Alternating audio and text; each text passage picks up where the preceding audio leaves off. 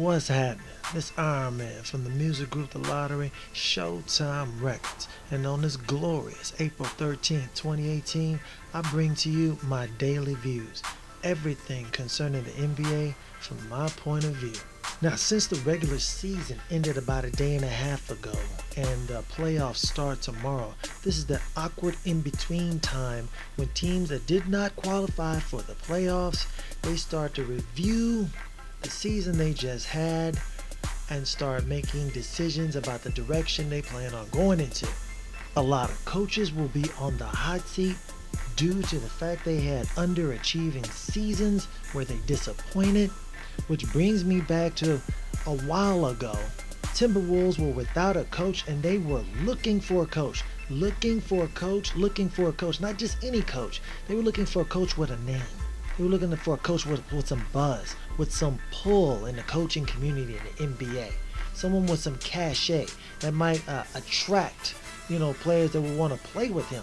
And at the time, Tom Thibodeau was one of the hottest prospects available after taking some time off, after splitting or parting ways with the Bulls. He made one of the best moves that I can remember in recent memory. Not only was he hired as the head coach of the Minnesota Timberwolves, but he was also given a great deal of power in the organization, which is one of the problems that caused the split between him and upper management in Chicago. He's the president of operations or something. He's got a lot of control over there in Minnesota. As such, the reason why I was saying that was such a fantastic move is that they recently, this year, a couple days ago or a day and a half ago, they broke their long playoff drought of about 13 or 14 years, whatever it was. Okay, and they finally qualified for the playoffs. But I'm trying to tell you here right now, if they didn't give him that huge contract, if they didn't give him all that power and authority in the organization, where it'd be difficult to get rid of him, traded for Jimmy Butler, using Chris Dunn, who they'd drafted 4th in the year before. He was actually picked 5th in 2016, along with their first round draft pick that turned into the stud, Lowry Markkanen out of Arizona. If they had not qualified for the playoffs, and he didn't sign that fantastic contract, his agent is off the charts. This guy deserves a raise. If he didn't have all that power where it would be so difficult to get rid of him, and they would owe him so much money, and they didn't make the playoffs, man, he would be getting fired right now. He would have been let go a long time ago. He's not that good. All he does is takes his starters. He has no belief in anybody who is not a starter on your team. No belief at all. That just wrecks your confidence, especially as a young person. Look at Chris Dunn.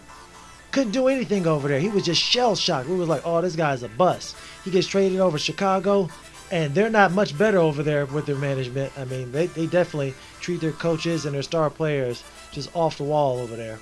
But they did allow him to take the reins and to blossom into a very promising prospect. Chris Dunn is good, is what I'm trying to say. He's good. Lowry Markkanen is going to be really, really good. Doesn't trust people off the bench. He doesn't trust young players. He wrecks their confidence and stumps their development and growth. And he seems to be oblivious to the concept of offense. They run none. They run no offense.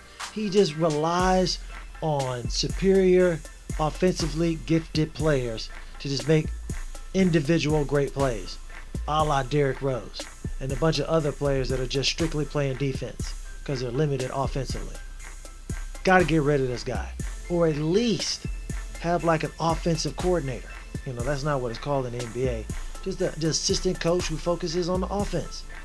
You're a great defensive-minded coach? Great. You focus on that, let somebody else focus on the offense so these guys can develop and become as good as they can be.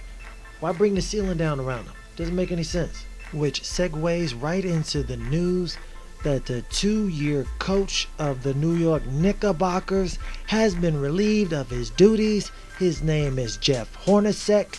He has lost a combined 104 games in his 2 seasons on the bench.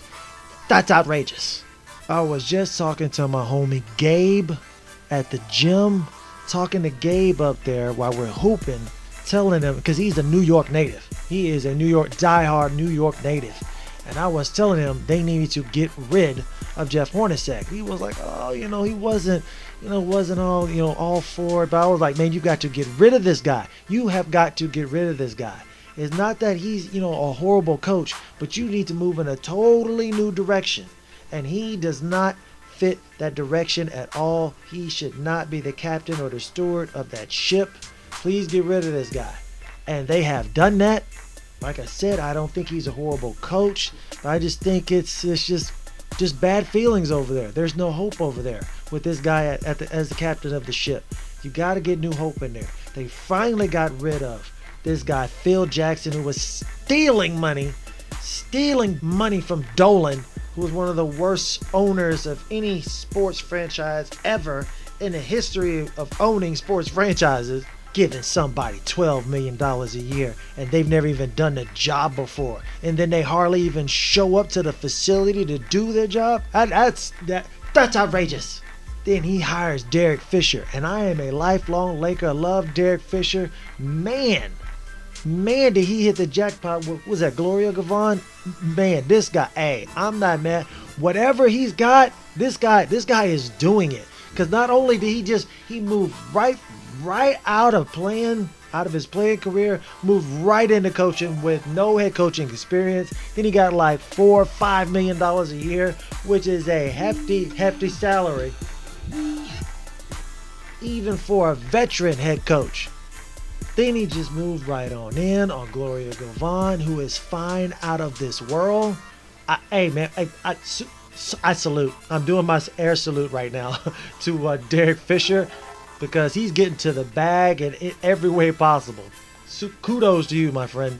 I had to go ahead and turn the phone off because the phone line is blowing up right now. Everybody's like, yeah, Gloria Gavon, she is a 10, bro. She is a dime piece for real. No, they're not really talking about that, but it was very annoying and interrupting my broadcast. I'm not really mad at D-Fish at all, because it seems like he wasn't really given the full reins of the ship.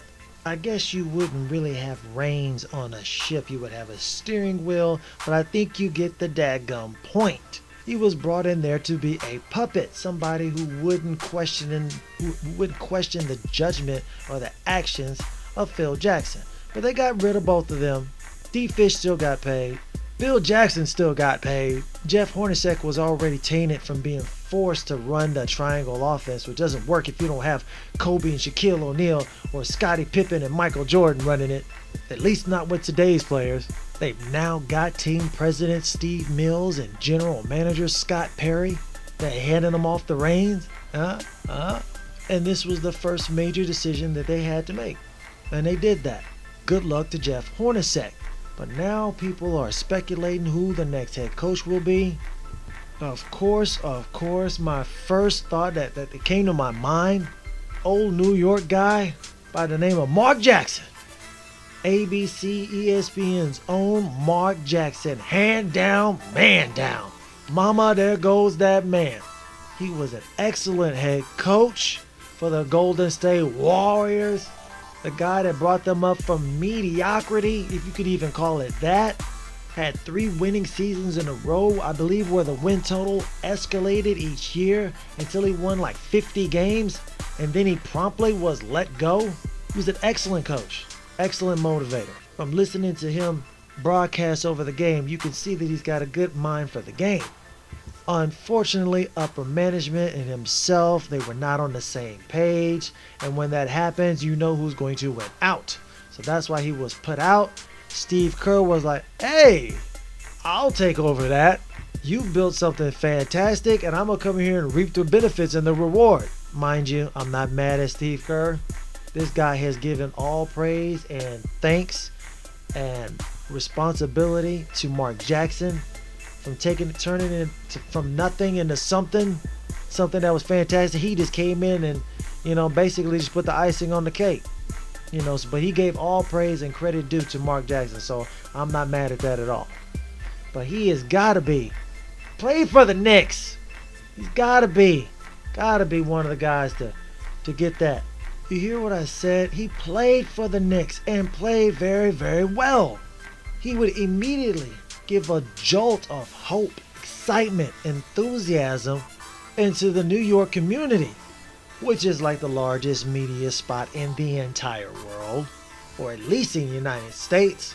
They utterly refused to even give Patrick Ewing a first glance, let alone a second glance at sniffing a head coaching job. They want to give it to Jeff Hornacek and not give it to Patrick Ewing, a New York legend and Hall of Famer, one of the 50 greatest players ever. And now that he's back coaching at his alma mater, Georgetown is finally given a head coaching opportunity. I believe Mark Jackson it's an open and shut case. This is the guy for the job. Go and pick this guy up, give him a shot. He won't let you down. Mind you, Jeff Van Gundy, who coached the New York Knicks before and did very, very well, leading them to a championship final appearance. He would also be a very, very good look for this position, even though I don't know how much he really wants to go back into coaching. He has evolved into an excellent broadcaster for ESPN, ABC, Disney. He is much, much older, and I'm sure the stresses and rigors of head coaching in the NBA, especially in the Mecca, which is called New York City, are way higher than broadcasting games on Sundays and every other day, every other major game that comes out. But the first look has got to go to Mark Jackson. I mean, are you with me or are you with me? Gabe, if you are listening, and you should be listening, you can't be mad at that, bro. Mark Jackson, you mad, bro? No, Mark Jackson should get that first look. That is the first positive step in a good direction that they need to take. Then we go to my Los Angeles Lakers. Now, a while before, when Byron Scott was going to be let go, they were looking for a new head coach. Steve Kerr was suffering from some debilitating injuries. Luke Walton stepped in as head coach and led some people to believe that anybody could go and coach the Warriors because he won like 43 games and only lost like 3. It was some ridiculous, irate, best record ever for someone just stepping in a head coaching position. But that made Luke Walton one of the hottest coaching prospects ever. He eventually went and signed with my Los Angeles Lakers because he had played and won championships with the Los Angeles Lakers. Wanted to go back there. His dad, Hall of Famer, one of the greatest players ever, did go to UCLA. Legendary player there. At the time, Magic Johnson was an actual part of the team, and he lauded. He hooray, all clapping and all this other. He's stomping his feet. He was preaching it to the masses. He was yelling it to anybody with ears. Luke Walton is an excellent hire. I love this coach. He's going to do a great job with these young guys. He has a fantastic mind. He was just jumping up and down. He co-signed it left and right, tweeting about it. Saying it was the best thing ever. Best thing since sliced bread. Slide forward a year later. Jim Buss, after running his mouth, he got himself fired along with Mitch Kupchak, who was the general manager. They got rid of those guys. And who did they hire? They hired Magic Johnson to take Jim Buss's place as president of operations, of basketball operations. And then they hired not Luke Walton, I'm sorry. But they hired Rob Pelinka. Rob Pelinka was his first time ever being a general manager. He was a longtime agent of a lot of NBA players, including none other than Kobe Bean Bryant, which I'm sure helped him get into the door. Then the Lakers didn't fare so well at the beginning of this season. There were rumors that players weren't getting along with Luke Walton. They weren't following his lead anymore. He had lost the locker room. And everybody was talking about, oh, wow, they're going to let Luke Walton go? They're going to let Luke Walton go? It's funny because Magic Johnson was saying nothing. He didn't come down and decisively say, Hey, this is our guy. We're sticking with him. He doesn't have a problem. He's not on the hot seat. He is going to be our coach now and for the immediate future and the near future. Didn't do that. Didn't do it. Why? Because he didn't hire him. He didn't hire him. Now, why did he not fire him? If he wanted to, why did he not fire him? Because just a year ago, you were jumping up and down, acting as his press agent, talking about how fantastic he is, how he's going to lead them back to the promised land, how all the young guys love him, and he's the hottest coach available in the entire world, and we got him. That's how the Lakers do business. Yeah, woohoo! Then the first thing you do, about a year later, is you fire this guy? Come on, man. So what little credibility you had in performing management duties, coaching duties, or anything, or evaluation of talent would have been just down the drain as well. We couldn't believe anything he said, so he couldn't do it. Now, he didn't back Luke Walton. He just said, hey, he's our coach right now. Who says that? Oh, he's our coach. We know that he's your coach right now. Will he be that head coach next week? That's what we want to know. We don't want you to confirm. Can you confirm or deny that Luke Walton is your coach right now? Come on, we already know that. It's ridiculous. He didn't want to lie. He didn't want to lie, so he didn't want to put that out there. He was want to say, I just want to see how it goes. And they picked it up. They started playing well. People got off of injuries, and they played well, gelled as a team, came together. It's a little bit too late, but it showed a lot of promise for next year, especially with the development of the players. So no, I'm not here to tell you that Luke Walton got fired or is about to get fired, because I don't believe that is the case. That is not going to happen. What I'm trying to tell you is that the GM for the Charlotte Hornets was relieved of his job. I believe his name is Richard Cho. He was relieved of his job. Yeah, the Charlotte Hornets, they're still in the league. Owned by Michael Jordan. You might have heard of this guy. Guy went to North Carolina. Played for that Chicago Bulls and the Washington Wizards in a forgettable stint. But remember Mitch Kupchak, the longtime GM, played for the Lakers, and he was a GM for a long, long time. Did a hell of a job. He made a few mistakes. A lot of GMs do. But I don't think that was his fault. That was from pressure from Jim Buss running his mouth. And he was trying to save both of their jobs. It just did not work out. But he also went to North Carolina. So there's a connection there between him and Michael Jordan. Lo and behold, a couple weeks later, boom, there you go. Richard Cho is let go. Who's the hot prospect? Who's the candidate? None other than Mitch Kupchak. So he is now the new general manager of the Charlotte Hornets. And what happens when you get people in upper management, high upper management, and they come in and take over an organization? They start to evaluate the personnel. What did they do? Evaluated the personnel, starting with the head coach, Steve Clifford, 5-year head coach of the Charlotte Hornets. He was let go after the exit team meeting they had the other day. This was an expected move on my part. They definitely wanted to move in a totally different direction. They were fielding offers to trade Dwight Howard or Kemba Walker. They're all-star caliber players. That usually signals breaking up the roster and starting over. Like I said, I expected this move. Steve Clifford in 5 seasons was 196 wins to 214 losses. That's not even 50%. That is a problem. That is not going to get you a new contract or a vote of confidence. This was expected on my part. Is it totally Clifford's fault? Of course not. They've had some questionable draft picks, starting with Michael Kidd-Gilchrist. This guy has barely developed a jumper over these years. You just can't draft that high somebody who can't get you a bucket every now and then. Not shooting 3-pointers. We're not talking about pulling up on the break. We're talking about hitting regular jumpers. His form was so outrageous. He finally got it to a reasonable state this year. How can you win with that?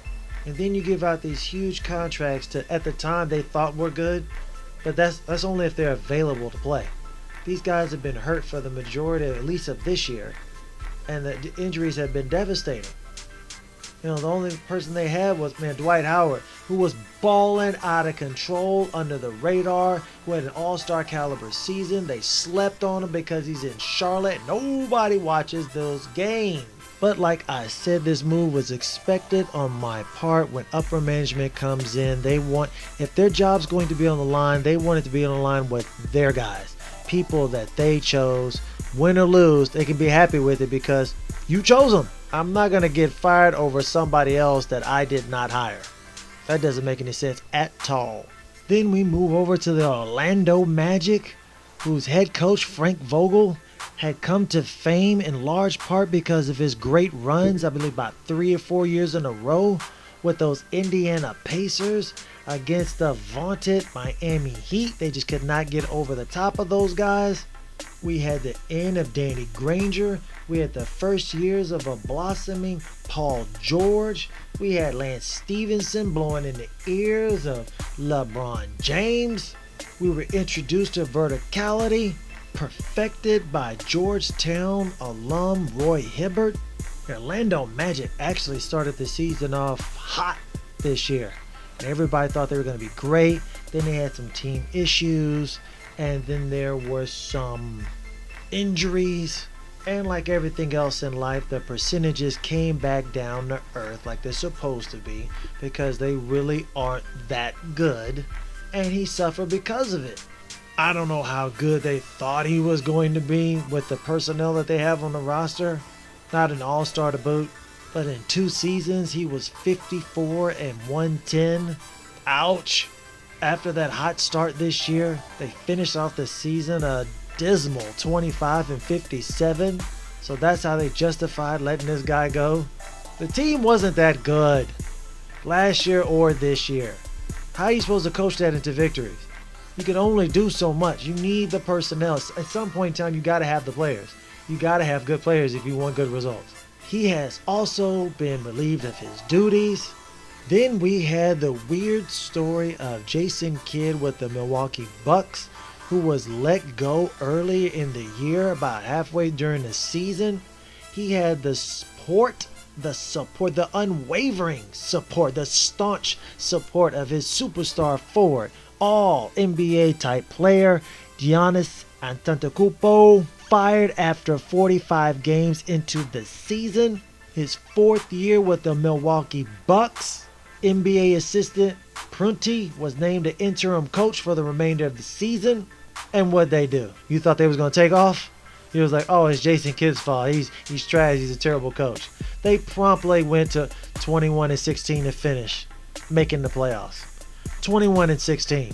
21 and 16. We got rid of our head coach, who our superstar player that we have got to keep. We've got to find some way to keep this guy. Superstar player, loves this guy, blossomed under his tutelage, became that superstar after he was an afterthought in the draft, became that superstar. Get rid of this guy to let Prunty finish out the year, and he just finishes 21 and 16. 21. Using the classic lines, oh, they underachieved. We just thought they were going to do better or do more. Really, how much better? When you just say underachieve, I mean, what, two wins less? 3 wins less? What you thought? They was going to compete for a championship? What do you think? Hey, that serious? Come on, man. They don't have the players for that. Matthew Dellavedova playing big minutes. Man, get out of here with that. Jason Terry, like 38, 39 years old. I don't even know how old he might be, 40. Oh, who knows? These guys, he's an older player, and this guy's getting big minutes. And you expect them to be a high caliber team? Come on, son. What is this, 2011? No. Oh.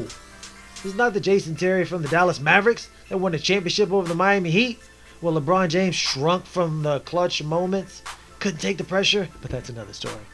What was Jason Kidd supposed to do? No, the reason he got let go is because he wanted more power and authority in Milwaukee, so he couldn't get pushed out of his job.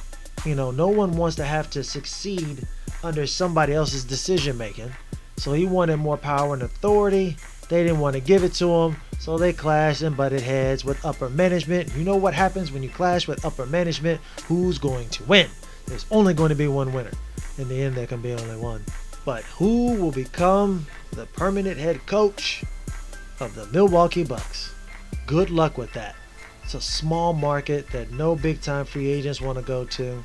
Management is now known to clash with your coach, even if you develop unknown talent into a superstar all-NBA caliber player. Good luck with that, Milwaukee. Good luck with that. Then we have the Memphis Grizzlies, another small market who has trouble attracting big-time NBA free agents like the Milwaukee Bucks. They fired David Fizdale early in the year. Lots of NBA players were shocked and in awe and ran to his defense, but it was to no avail. They had already made their decision to let him go.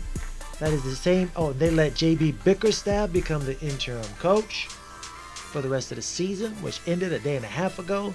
This is the same David Fizdale who hit us with the classic quote, "Take that for data." They had t-shirts and everything about that. 6 months later, whatever, you're out of a job. Out. That's outrageous. This guy's a good coach. What was he supposed to do? Star players aren't available to play. They're injured all the time. Then we can't get the upper tier NBA free agents and talent to come here. What is he supposed to do? No, the problem was, behind the scenes, he clashed with Marc Gasol. And Marc Gasol is keeping he's mum on the situation. I don't know. I had no idea. He's speaking in Spanish, because he's a Spaniard. No, he obviously speaks English. But I'm just saying that when you don't want to have to answer questions, you just start speaking Spanish. Like, I don't understand what you're talking about. But this guy here, no comprende. No English. Come on, bro. Listen, man, listen. The guy clashed. If you clash with upper management, or if you clash with a superstar player, and you don't have that cachet as a coach, you are going to lose that battle 100 out of 100 times. You're going to lose that battle because they can much easier, especially in Memphis, get another coach in there. They can't get another superstar like Marc Gasol. Can't do it. Marc Gasol doesn't grow on trees. So who will be coaching the Memphis Grizzlies? Who indeed. Then we have the story of Earl Watson, who got the job with the Phoenix Suns knowing that they were a mess, a discombobulated mess. They had nothing to do but go up because they were at the bottom. Started from the bottom. I can't say now we're here because they're still at the bottom. Still at the bottom. Eric Bledsoe, their star point guard, was a little disgruntled at the beginning of the season. Not because he was really mad at Earl Watson. He just wanted to get out of Phoenix. He realized that the ship wasn't sinking. It was sunk. It's down there where Davy Jones' locker. It's out of there. He said, I'm out of here, bro. Bruh. He's like, get me out of here. That's after he had to beg a while back to get a new contract. He said, I'm out of here, bro. But Earl Watson took this job with the understanding and the commitment to see the way through all the bad times. He knew that they knew he wasn't going to be a superstar head coach, taking them to the finals in his first year. No, of course not. They don't have the personnel to do that. So he went in there under those assumptions. But those assumptions, hey, look, listen. You're still going to get paid. Contract's guaranteed. But you're out of here, though. I'm just going to use it as a scapegoat. They fired this guy 3 games into the season. Hey, those 3 games, they were horrible. I mean, they were getting blowed out. They were getting blowed out. But it's to be expected. They're the Phoenix Suns. When was the last time you remember them being good? When Steve Nash was there? It was a long time ago. They don't have any players. Brandon Knight, the other point guard who injured himself, was out for the season. Before that, he's driving to the lane, pulling up for a jumper, and then turning and throwing the ball out of bounds for no reason. That's not bad coaching. That's nothing to do with Earl Watson. I don't like Brandon Knight. He's a good guy. But listen, he's using it as a scapegoat just to get rid of this guy. And it was like, hey man, you know what? We got to do something. We got to let our fans know that we're trying, we're doing something. And while we're in the turnover portion of the season, turning over players, coaches, trainers, all that nonsense, in the confusion, it'll look like we're doing something. Because sometimes people confuse activity with progress, and that's all this is. That's all it is. It's just activity. We're just moving around. We're moving around in a circle. Not going anywhere. Just doing jumping jacks, running in place. That's all you're doing. It was like, yeah, oh, he's really working out. He's really going somewhere. No, I'm still here. Still in the same spot, man. Don't forget about your boy Doc Rivers, who I said in another one of my videos a couple days ago. This guy is living off the fame of that lone championship in Boston. I believe it was in 2008. Don't really want to go into it because I hate the Boston Celtics and anybody wearing green. And they beat my Lakers to get their championship. But he is beyond the hot seat. He is in the hottest of the hottest of the hottest of seats. The seat is on fire. His time has been up for a while. He had way too much power and authority over there in Clipperland. They had enough. They knew they weren't going anywhere. They were just running in place. No matter what methods he tried. Made that huge trade for getting rid of Blake Griffin. And got rid of him. Got rid of him. This is after you trade away Chris Paul. Then you trade away Blake Griffin. What are you doing? That was a last-ditch effort. It's called desperation. It's a desperate move by a desperate man at the end of his rope. They brought in the legendary icon, the logo, Jerry West. He's one of the greatest general managers of all time. The general manager who spotted the diamond in the rough, which is known as Kobe Bean Bryant, and orchestrated the move to trade Lottie Divac over to the Charlotte Hornets to get the rights to pick Kobe Bryant. They got this guy, gave him a lot of power, doing my finger quotes, as a consultant to put them on the right path. First thing he's going to do is likely get rid of the head coach. I've already told you that's what GMs do. That's what GMs do. So even though he might actually be the GM, he is the GM. He's got all the power and authority to do whatever he wants to do over there. The first thing he's likely going to do is get a head coach that aligns with his philosophies, his ways of thinking, and is going in the same direction as he's going into. And they're not going to butt heads with. And that is not Doc Rivers. He is on the clock. Now, I doubt there are any actual Timberwolves fans listening to this broadcast because they really don't exist. It's just a really small market. No, I'm just messing with y'all. Don't get mad. Don't get mad. You mad, bro? Don't get mad. But the reason I wasn't jumping up and down and like, congratulations, oh man, this is awesome, 14-year streak or whatever it was that y'all didn't make the playoffs. If you've been listening to my broadcast, you know I am a lifelong Laker. We won the second most championships in the NBA. 16 of them things. Just look up to the ceiling. We're going all the way up.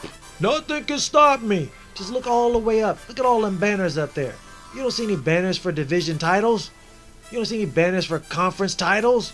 Only banners we have up there are for championships, for finals. You think I give a damn about making the playoffs? Think I'm concerned? You think I'm going to jump up and down, throw a party? Is that what you want? You want a gold star? Yay, Minnesota Timberwolves. Yeah. Yeah. No. I'm a Los Angeles Laker for life. We only celebrate championships. That's the mentality you got to have. Now for some good news out of Cleveland. Their assistant coach, Tyronn Lue, has implemented a 10-man rotation for the playoffs. Bravo. Bravo for utilizing common sense. If you're playing people millions of dollars, let them play. They're putting all that work in. Let them play. Even if it's 5-6 minutes, let them play. Stop playing people 43, 44 minutes. It's absurd. Tom Thibodeau, I'm talking about you. Man, you can learn something from Tyronn Lue. They say he's not a good coach. Hey, I don't know, man. He's a former Laker. I'm not mad at him. Kudos to you, man. But Jesus Christ, playing your players 44 minutes, 47 minutes. That's outrageous. That guy needs to be let go. But let me move back on. But he's going to implement a 10-man rotation. Bravo. Good for you, Tyronn Lue. I'm glad to see you're doing well after having just bowing out to that serious injury that you've been struggling with this entire year. Kudos to you, man. My prayers out to you that you experience a full recovery. Laker legend, Hall of Famer, the leading all-time league leader in points scored, Kareem Abdul-Jabbar, on everybody's list, his top 10 player of all time. I believe he's about 70 some odd years old. He will be, for people who care, he will be part of the cast on Dancing with the Stars. I'm sure y'all can't wait to see it. Now, in startling breaking news, Jody Meeks from Kentucky, who played for my Los Angeles Lakers for a while, for a minute. I wanted them to keep him. He's been having some injury issues playing for the Washington Wizards as a backup point guard, or scoring guard, combo guard off the bench, which makes sense that he is now being suspended for 25 big games for violating the NBA NBPA anti-drug program. Meeks allegedly tested positive for banned compounds, ipamorelin, and growth hormone releasing peptide -2. Now, of course, Jody Meeks' lawyer is jumping right on this, and they're going to vigorously defend their client. They will appeal the suspension, but unfortunately the CBA, which is the collective bargaining agreement between the league and the National Basketball Players Association, says that a player is guilty until proven innocent. So while Jody Meeks' appeal is pending, he will be forced to miss the playoffs.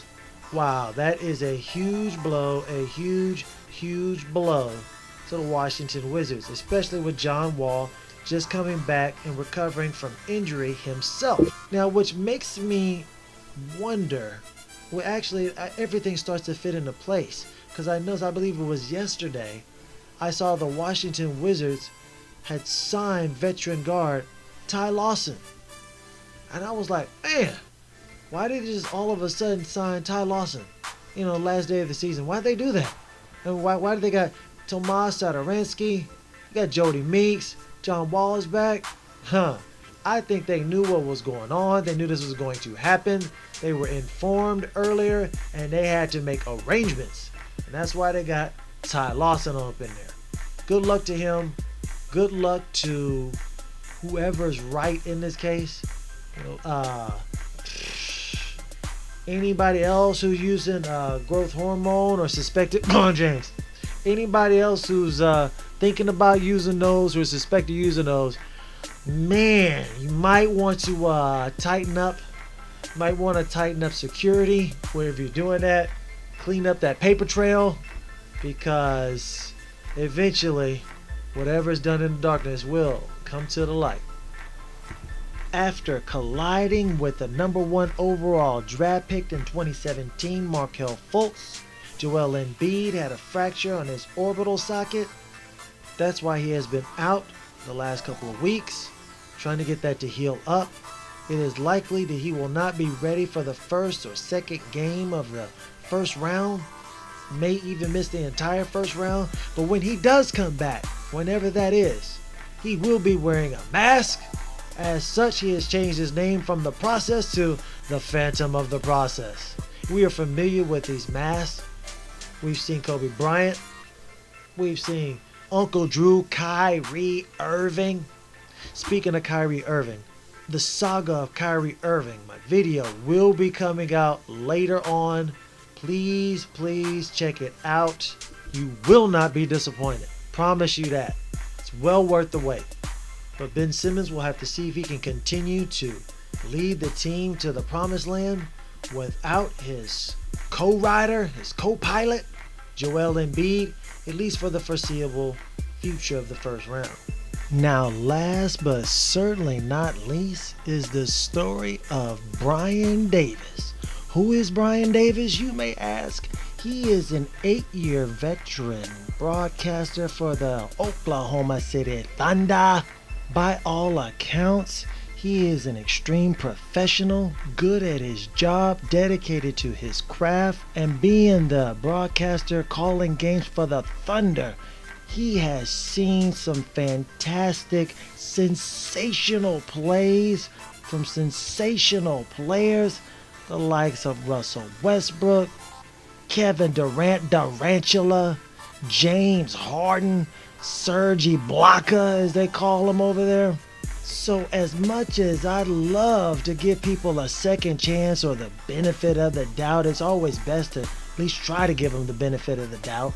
It's hard to imagine in a meaningless game at the end of the season against the tanking Memphis Grizzlies. The Thunder are now up 15 points in a fairly average play. It wasn't fantastic or MVP award-winning type of play. That he would commit this such an egregious act. Now, why did I call it an egregious act instead of saying maybe it was a mistake? Maybe he was just caught up in the moment. Like I said, it was a meaningless game.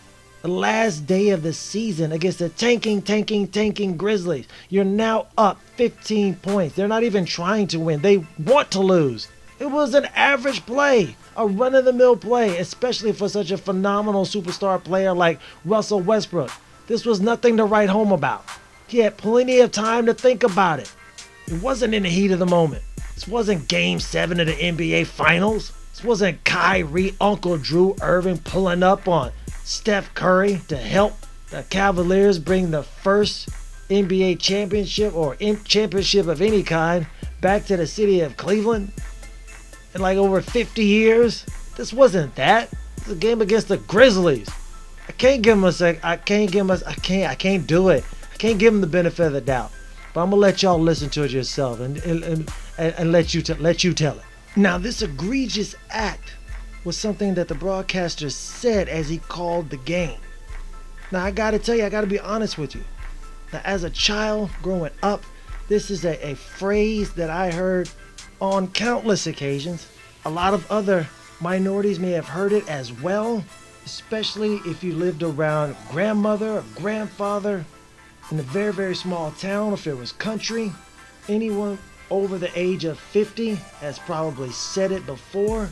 If they are minority, old slave sayings and segregation sayings are just phrases that a lot of black people, especially over the age of 50, have said before, not even really understanding the meaning of it. As a child, I said it on numerous occasions, but it is, as an adult, it is something I would definitely not say in mixed company or on the job in a nationally televised broadcasted game for an NBA professional team. People even say versions of it to this day still. Are you out of your freaking mind? Or the harder, are you out of your freaking mind? Or how about this one? Are you out of your ever-loving mind? To this day, I've heard people using those phrases, but never the original phrase. Definitely not talking about a person of African American descent. That's outrageous.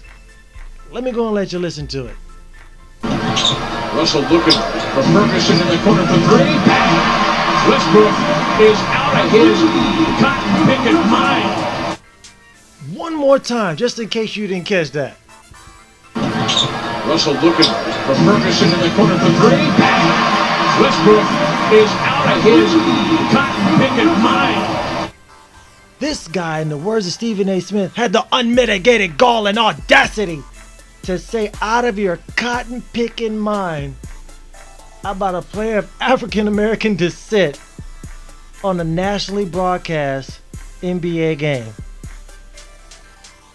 After being the broadcast guy for the Thunder for 8 years. I was floored, flabbergasted. I thought he was out of his mind. as you heard it, as you heard about it, you would think that, oh, he said it quickly and it just slipped out of it. It's just something he's heard people say before and he just slipped out. This guy's a professional, been doing it for 8 years. The 8 years with the Thunder. So he knows all the fantastic things that Russell Westbrook can do. This was none of those things. And he took his time with it. He's like, Westbrook is out of it. This guy took his time with it like he meant to say that. He meant to say that. Now, like, hey man, kudos to the Thunder organization. They immediately jumped on this after the backlash was swift coming down. They came down with the vengeance. Now they had suspended this guy. I don't know exactly for how long, but he, at least for the first game in the playoffs, should have been a little bit more. He should absolutely know better. They need to do something about that, because that's outrageous. That's outrageous. But I'm Iron Man from the music group The Lottery, Showtime Records. And it's just how I see it. To support your boy, please type in JMVOL or Just My Views on Life into the search bar on YouTube.com. Subscribe to the channel. Hit that notification bell so you're alerted every time there's a brand new video. If you feel they may love the content, feel free to share this video with all your friends, your family, your homies, your co-workers, your fans, subscribers, and followers. Be blessed and Godspeed. Feel free to give this video a big thumbs up if you enjoy it. We really and truly appreciate it. Leave all your interesting comments right down below, especially the ones where you disagree with everything that I just said. And then subscribe so you don't miss any of the newest and latest views.